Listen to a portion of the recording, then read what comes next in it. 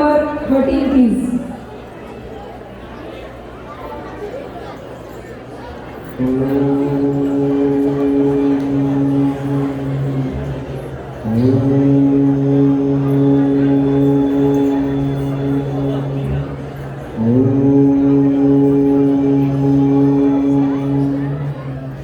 प्रणाम ऋषिवर्गवासा, प्रणाम देवराजेंद्र. सर्व काही कुशल मंगल आहे ना? हो, सर्व काही कुशल आहे. माझ्याकडे तुमच्यासाठी एक विशेष भेट वस्तू आहे. ही घ्या सुगंधी फुलांची माळा. धन्यवाद गुरुदेव. ही सुगंधी पुष्पांची माळ माझ्या ऐरावताला शोभून दिसेल. हे काय केलं तुम्ही इंद्रदेव? हा तर आमचा घोर अपमान आहे. मी तुम्हाला श्राप देतो. तुमची आणि सर्व देवांची शक्ती निघून जाईल. क्षमा मुनिवर, क्षमा. या सुगंधी पुष्पमाळेमुळे मधुमाशा आल्या व ऐरावताने सोंड हलवली. त्याचाच परिणाम म्हणून माळ खाली पडली. या अपराधाला क्षमा नाही. तुम्हाला त्याच्या परिणामाला सामोरे जावे लागेल. नको नको, थांबा ऋषीवर. हे तर महासंकट आहे. ह्या शापाबद्दल सर्व देवांना सूचित करायला हवे. ह्यावरील उपाय शोधणे अत्यंत गरजेचे आहे. आमची शक्ती संपली तर अजूनच बलवान होती.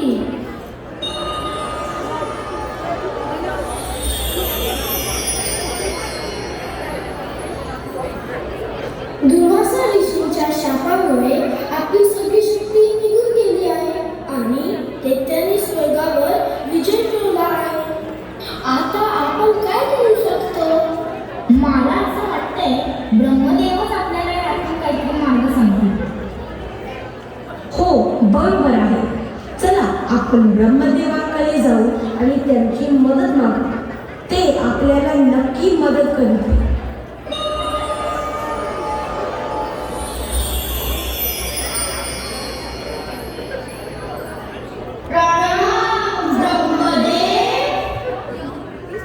प्रणाम.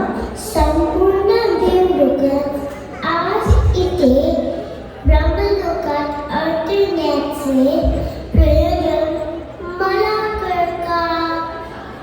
तुम्ही सर्वजण चिंतित आणि घाबरलेले का दिसत आहात? दुर्वासा ऋषींच्या शापाने आमची सर्व शक्ती नष्ट झाली आहे आणि दैत्यांनी स्वर्गावर विजय मिळवला आहे. दुर्वासा ऋषींचा श्राप म्हणजे खूपच कठीण समस्या आहे.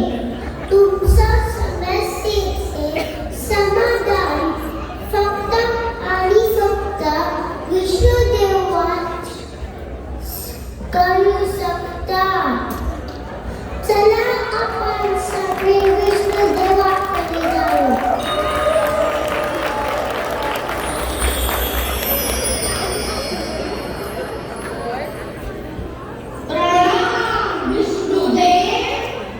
आम्ही सर्व खूप मोठ्या संकटात सापडलो आहोत.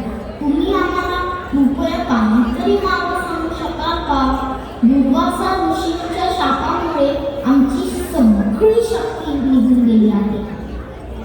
तुम्ही सगळे घाबरू नका. मी तुमची मदत करेन. माझी गोष्ट ऐका. दैत्यांवर सध्या काळाची विशेष कृपा आहे. म्हणून जोपर्यंत तुमची चांगली आणि दैत्यांची विनाशाची वेळ येत नाही तोपर्यंत तुम्हाला दैत्यांची मैत्री करावी लागेल. मी सगळे दैत्यांसोबत समुद्र मंथन करा.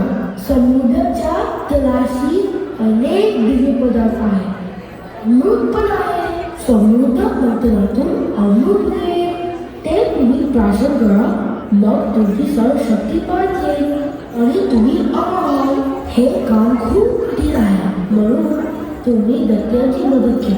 देवराज इंद्र, तुम्ही दैत्यराज पलीकडे जा आणि समुद्र मंथनाचा प्रस्ताव मांडा.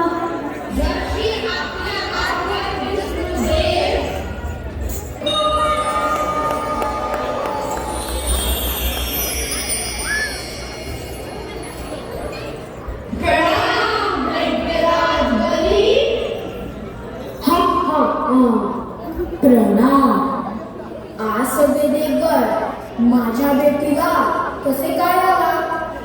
भगवान विष्णूने आम्हा देवतांना समुद्र मंथनाची जबाबदारी दिली आहे. समुद्र मंथन यशस्वी करण्यासाठी आम्हाला सर्व दैत्यांची मदत हवी आहे बलिराज. मी का आपली मदत करू? या आमचा काय फायदा?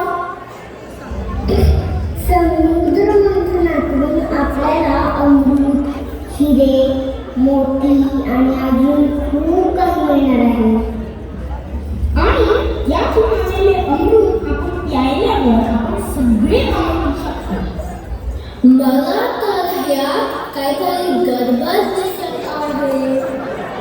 या सर्व देवांची शक्ती तर निघून गेली आहे. हे आपले काहीच करू शकणार नाही. पण जर आपल्याला अमृत मिळाले तर आपण सगळे अमर होऊ. ठीक आहे, आम्ही समुद्र मंथनासाठी तयार आहोत.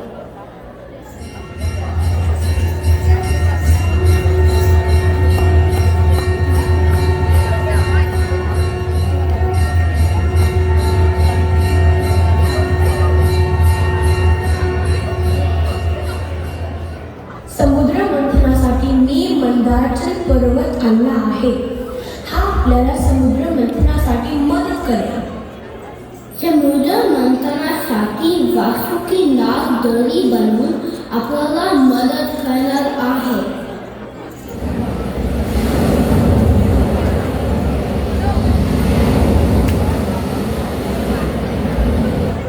अरे, हा पर्वत तर बुडतो आहे.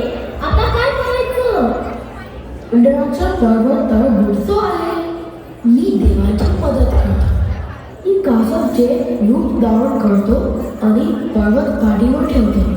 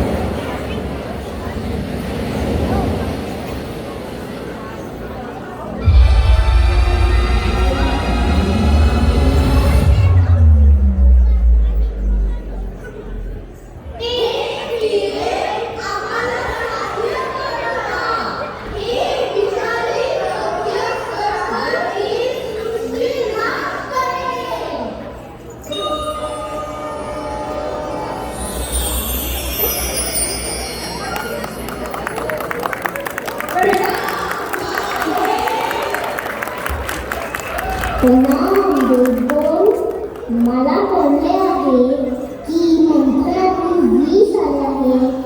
पण घाबरू नका, मी नक्कीच तुम्हाला मदत करेन.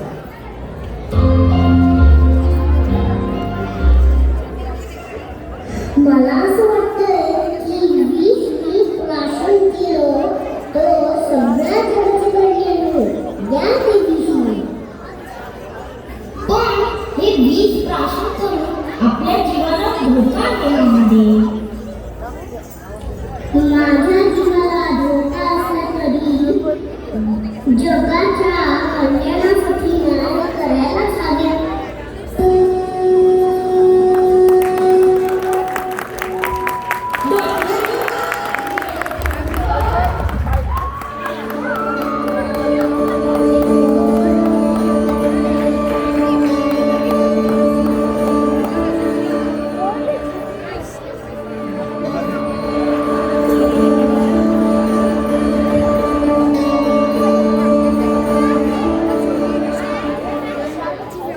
समुद्र मंथनातून अमृत मिळाले आहे. मला याच क्षणाची प्रतीक्षा होती. हे अमृत आम्हाला अमरत्व प्रदान करणार आहे. यावर आमचाच अधिकार आहे, फक्त आमचा. हा हा हा.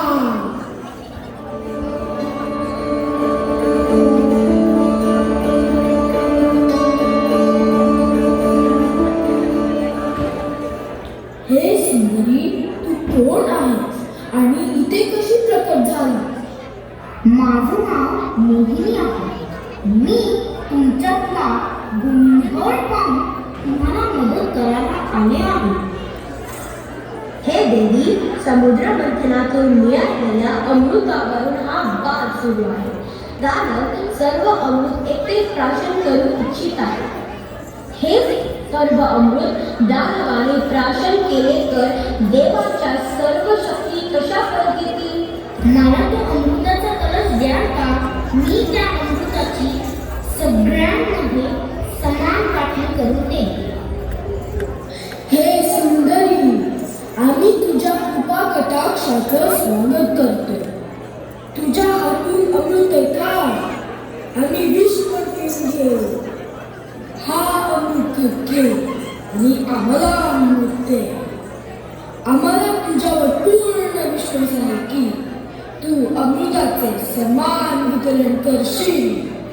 आता सर्व देवांना अमृत मिळणार आणि आपण अमर होऊ.